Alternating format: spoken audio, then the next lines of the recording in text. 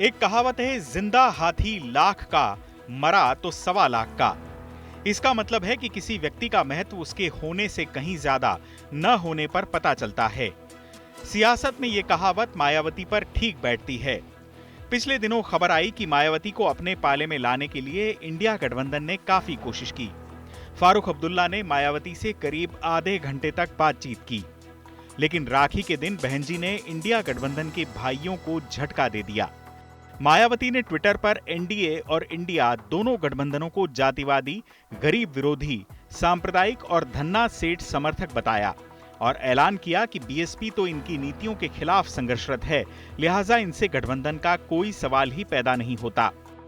मायावती के इस फैसले के बाद अब वो समाजवादी पार्टी के निशाने पर हैं। भाजपा की सरकार के साथ उनका अलायंस है और पीछे से है, तो इसलिए ये कहना कि हम एनडीए के साथ नहीं हैं, बहन जी अपने समर्थकों को धोखा दे रही हैं। इंडिया गठबंधन ने या कांग्रेस पार्टी ने कोई प्रार्थना पत्र नहीं दिया है मायावती जी को कि आप हमारे गठबंधन में आइए। वो दलित की नहीं, दौलत की बेटी हो गई हैं। लगभग 10 सालों से देश के सियासी मानचित्र में प्रधानमंत्री नरेंद्र मोदी का एक छत्र राज रहा है, लेकिन बीते कुछ महीनों में विपक्ष की एकजुटता से लोकसभा चुनाव दिलचस्प हो गए हैं। एनडीए और इंडिया दोनों गठबंधनों के बीच ज्यादा से ज्यादा क्षेत्रीय दलों को अपने पाले में लाने की होड़ मची है। बीजेपी चाहती है कि मायावती एनडीए में चली आएं। तो मुझे लगता है बहन जी को विकल्प इनके लिए खुला है, उनको आना चाहिए, सोचना चाहिए, विचार करना चाहिए। उन्हीं लोगों के लिए जिनकी लड़ाई वो लड़ रही है, उसकी लड़ाई हम भी लड़ रहे हैं। बड़ा दिल रखकर उन्हें आना चाहिए। आइए समझते हैं कि फिलहाल बीएसपी की राजनीतिक ताकत कितनी है। मायावती यूपी में पिछले विधानसभा चुनाव में 403 सीटों में से सिर्फ एक सीट जीत पाई। इससे पहले यानी 2017 के विधानसभा चुनाव में बीएसपी को 403 में से 19 सीटें हासिल हुईं। बीएसपी ने पिछला लोकसभा चुनाव समाजवादी पार्टी के साथ गठबंधन में लड़ा। इसमें बीएसपी को 10 सीटें हासिल हुईं। यानी आंकड़े मायावती के सिमटते जनाधार की तरफ इशारा करते हैं। सवाल यह है कि बीएसपी पहले की तुलना में काफी कमजोर है। पार्टी का विधानसभा में सिर्फ एक विधायक है। फिर मायावती को अपने पाले में लाने की जद्दोजहद क्यों हो रही है? मायावती 80 लोकसभा सीटों वाले देश के सबसे बड़े राज्य की एक प्रमुख दलित नेता हैं। वो बीजेपी से गठबंधन कर 3 बार मुख्यमंत्री रह चुकी हैं। यूपी में दलितों की आबादी 21% है और उनके बीच मायावती की अच्छी खासी पैठ मानी जाती है। ओबीसी के बाद दलित ही यूपी का सबसे बड़ा वोट बैंक भी हैं। दलितों के अलावा मायावती की स्वीकार्यता अति पिछड़ों में भी मानी जाती है। मायावती के किसी गठबंधन में शामिल होने का प्रभाव सिर्फ यूपी तक ही सीमित नहीं होगा, बल्कि इसका असर दूसरे राज्यों में भी पड़ेगा। यूपी में दलितों के बीच बीजेपी और आरएसएस की सोशल इंजीनियरिंग ने बीएसपी का काफी नुकसान किया है। इसके बाद दलितों के सभी तबकों के बीच मायावती की पहले जैसी पैठ नहीं बची है। माना जाता है कि अब जाटव और रैदास जैसी जातियां ही मायावती की कोर वोटर हैं।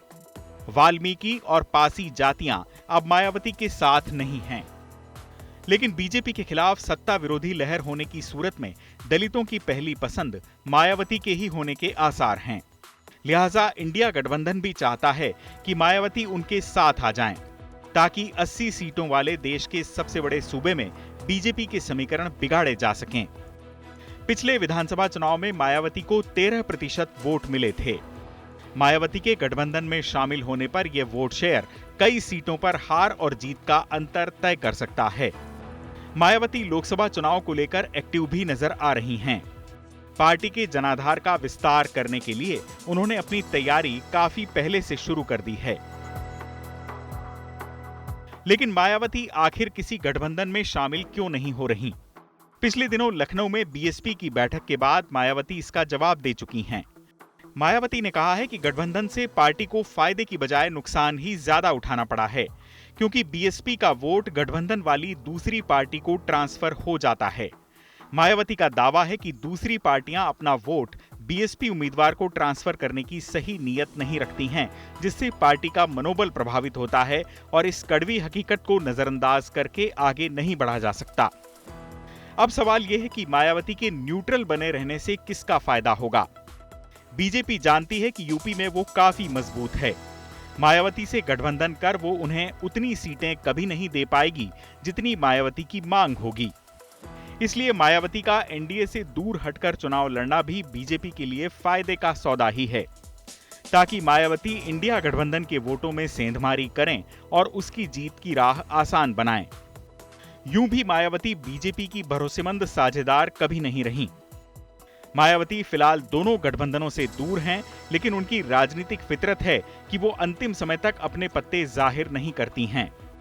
शायद मायावती अंत समय तक यह देखेंगी कि हवा का रुख किस तरफ है और फिर तय करेंगी कि जाना किधर है। चुनाव आज तक।